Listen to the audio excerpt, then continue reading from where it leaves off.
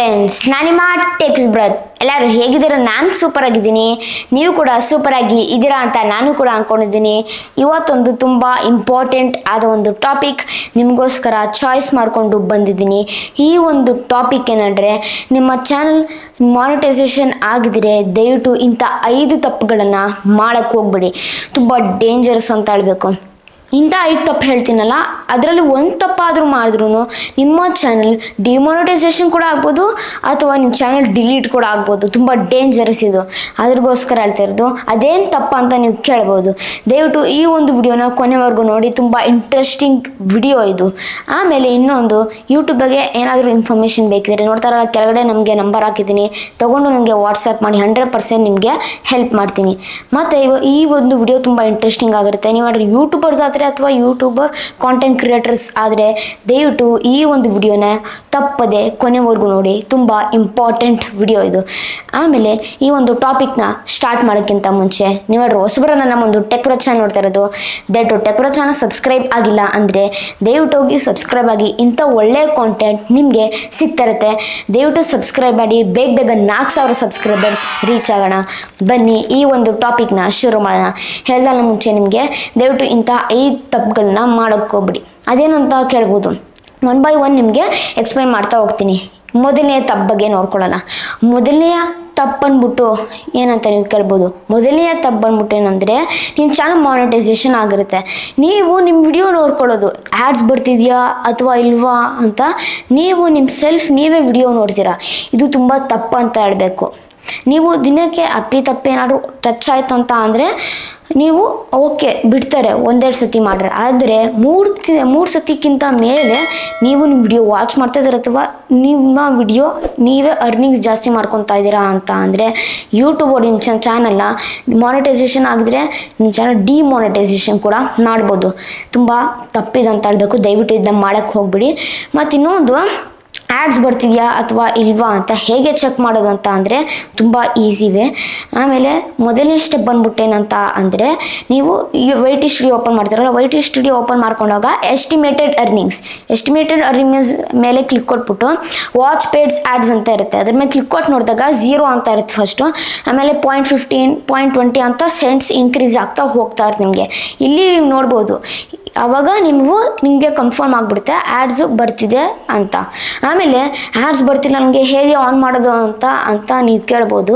ಅದ್ರ ಬಗ್ಗೆನೇ ನಾನು ಸೆಪ್ರೇಟಾಗಿ ವಿಡಿಯೋ ಮಾಡ್ತೀನಿ. ಅದ್ರ ಬಗ್ಗೆ ವಿಡಿಯೋ ಮಾಡಬೇಕಂದ್ರೆ ದಯವಿಟ್ಟು ನನಗೆ ಕಮೆಂಟ್ ಬಾಕ್ಸ್ ನನಗೆ ತಿಳಿಸಿ. ಅದ್ರ ಬಗ್ಗೆ 100% ನಾನು ವಿಡಿಯೋ ಮಾಡ್ತೀನಿ. ಈ ಥರ ಮಾಡಿ ನೀವು ಆ್ಯಡ್ಸ್ ಬರ್ತಿದೆಯೋ ಅಥವಾ ಇಲ್ವಾ ಅಂತ ನೀವು ಚೆಕ್ ಮಾಡ್ಕೋಬೋದು. ತುಂಬ ಜನ ಹಿಂಗೇನೆ ಆ್ಯಡ್ಸ್ ಬರ್ತಿದೆಯಾ ನಂದು ಇಲ್ವಾ ಅಂತ ಅವರನ್ನು ನೋಡ್ತಾ ಇರ್ತಾರೆ. ದಯವಿಟ್ಟು ಈ ಥರ ತಪ್ಪು ಮಾಡೋಕ್ಕೆ ಹೋಗಲೇಬೇಡಿ. ನೀವು ಹೇಳ್ದಾರ ನಿಮ್ಮ ಚಾನಲ್ ಮಾನಿಟೈಸೇಷನ್ ಆದರೆ ಡಿಮಾನಿಟೈಸೇಷನ್ ಆಗ್ಬೋದು ಅಥವಾ ನಿಮ್ಮ ಚಾನಲ್ ಕೂಡ ಡಿಲೀಟ್ ಆಗ್ಬೋದು. ತುಂಬ ಡೇಂಜರ್ಸ್ ಇದು. ಮತ್ತು ನೆಕ್ಸ್ಟ್ ಎರಡನೆಯ ತಪ್ಪು ಏನಂತ ಅಂದರೆ, ಡಿಸೇಬಲ್ ಇಂಟ್ರೆಸ್ಟ್ ಬೇಸ್ ಆ್ಯಡ್ಸ್. ನೋಡ್ತಾರೆ ಸ್ಕ್ರೀನಲ್ಲಿ ತೋರಿಸ್ದಂಗೆ. ಇದು ತುಂಬ ಜನ ಅಂತ ಅಂದರೆ ತುಂಬ ದೊಡ್ಡ ಯೂಟ್ಯೂಬರ್ಸ್ ಇದ್ರ ಬಗ್ಗೆನೂ ವಿಡಿಯೋ ಮಾಡಿದ್ದಾರೆ. ಏನಂದರೆ, ಇದನ್ನ ನೀವು ಸೆಟ್ಟಿಂಗ್ ಆನ್ ಮಾಡ್ಕೊಳ್ಳಿ, ನಿಮಗೆ ಚೀಪ್ ಆ್ಯಡ್ಸ್ ಬರೋಲ್ಲ, ಕಾಸ್ಟ್ಲಿ ಆ್ಯಡ್ಸ್ ಬರುತ್ತೆ, ಅರ್ನಿಂಗ್ಸ್ ಜಾಸ್ತಿ ಆಗುತ್ತೆ ಅಂತ ತುಂಬ ದೊಡ್ಡ ಯೂಟ್ಯೂಬರ್ಸು ಇದ್ರ ಬಗ್ಗೆನೇ ಹೇಳ್ತಾರೆ. ದಯವಿಟ್ಟು ಹೇಳ್ತಾ ಇರೋದು, ನೀವು ಅಕಸ್ಮಾತ್ ಅಂದರೆ ಈ ಆಪ್ಷನ್ನ ಟಿಕ್ ಮಾಡ್ಕೊಂಡಿದ್ದಾರೆ, ದಯವಿಟ್ಟು ಈ ಒಂದು ಆಪ್ಷನ್ನ ಅನ್ಟಿಕ್ ಮಾಡ್ಕೊಳ್ಳಿ. ತುಂಬ ಡೇಂಜರ್ಸ್ ಇದೆ ಅಂತ ಹೇಳಬೇಕು. ಆಮೇಲೆ ಪ್ಲಸ್ ಈ ಒಂದು ಆಪ್ಷನ್ ಏನಂತ ನೀವು ಕೇಳ್ಬೋದು, ಇಂಟ್ರೆಸ್ಟ್ ಬೇಸ್ ಆ್ಯಡ್ಸ್. ಇದೇನು ಅಂತ ನೀವು ಕೇಳ್ಬೋದು. ಈಗ ಉದಾಹರಣೆಗೋಸ್ಕರ ಒಂದು ಪ್ರಾಡಕ್ಟ್ ಇರುತ್ತೆ, ನಾವು ಶಾಪಿಂಗ್ ಮಾಡ್ತಾ ಇರ್ತೀವಿ ವೆಬ್ಸೈಟ್ಸಲ್ಲಿ. ಈಗ ಉದಾಹರಣೆಗೋಸ್ಕರ ಫ್ಲಿಪ್ಕಾರ್ಟ್ ಆಗಲಿ, ಅಮೆಝಾನ್ ಆಗಲಿ ಮತ್ತು ಮುಂತಾದ ವೆಬ್ಸೈಟ್ಸಲ್ಲಿ ನಾನು ಶಾಪಿಂಗ್ ಮಾಡ್ತಾ ಇರ್ತೀನಿ. ಆ ಒಂದು ಪ್ರಾಡಕ್ಟ್ ನೋಡಿರ್ತೀನಿ ಮುಂಚೆ.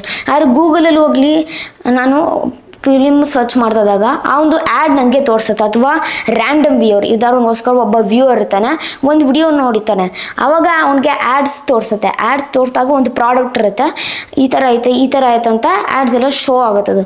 ಆಮೇಲೆ ಶೋ ಆದಮೇಲೆ ಏನಾಯ್ತಲ್ಲ, ವ್ಯೂವರ್ಸ್ಗೂ ತುಂಬ ಇಂಟ್ರೆಸ್ಟ್ ಬರುತ್ತೆ. ಪ್ಲಸ್ ಆ ಒಂದು ಪ್ರಾಡಕ್ಟ್ ಕೂಡ ಪರ್ಚೇಸ್ ಮಾಡ್ತಾರೆ. ಆನ್ಲೈನ್ಲಾಗಲಿ ಅಥವಾ ಆಫ್ಲೈನ್ ಆಗಲಿ ಇಂಟ್ರೆಸ್ಟ್ ಅವ್ರಿಗೆ ಬರುತ್ತೆ. ಇದೇ ಇಂಟ್ರೆಸ್ಟ್ ಬೇಸ್ ಆ್ಯಡ್ಸ್. ನೀವೇ ಡಿಸೇಬಲ್ ಮಾಡಿಬಿಟ್ರೆ, ಡಿಸೇಬಲ್ ಅಂದರೆ ಆಫ್ ಮಾಡಿಬಿಟ್ರೆ ಆ ಥರ ಆ್ಯಡ್ಸು, ಆವಾಗ ನಿಮ್ಮ ವ್ಯೂವರ್ಸ್ ಕೂಡ ಕಮ್ಮಿ ಆಗಬಹುದು. ದಯವಿಟ್ಟು ಈ ಥರ ಮಾಡೋಕ್ಕೆ ಹೋಗಬೇಡಿ.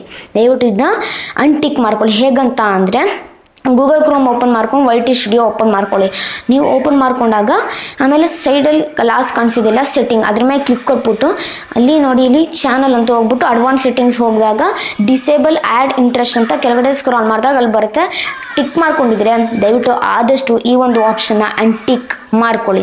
ಮತ್ತು ಇನ್ನು ನೆಕ್ಸ್ಟ್ ಬಂದ್ಬಿಟ್ಟು ಮೂರನೇ ತಪ್ಪೇನಂತ ಅಂದರೆ ರಿಯೂಸ್ಡ್ ಕಾಂಟೆಂಟ್. ರಿಯೂಸ್ ಕಾಂಟೆಂಟ್ ತುಂಬ ಜನ ಏನಂತ ಅಂದರೆ ರಿಯೂಸ್ ಕಾಂಟೆಂಟ್ ಮುಂಚೆ ಮಾಡ್ತಾರೆ, ಮಾನಿಟೈಸೇಷನ್ಗಿಂತ ಮುಂಚೆ. ಮಾನಿಟೈಸೇಷನ್ಗಿಂತ ಆದಮೇಲೂ ಮಾಡ್ತಾರೆ, ಆದರೆ ಮಾನಿಟೈಸೇಷನ್ ಆದಮೇಲೆ ತುಂಬ ಡೇಂಜರ್ ಅಂತಲೇ ಹೇಳಬೇಕು. ದಯವಿಟ್ಟು ಇದನ್ನ ಮಾಡೋಕ್ಕೆ ಹೋಗಲೇಬೇಡಿ.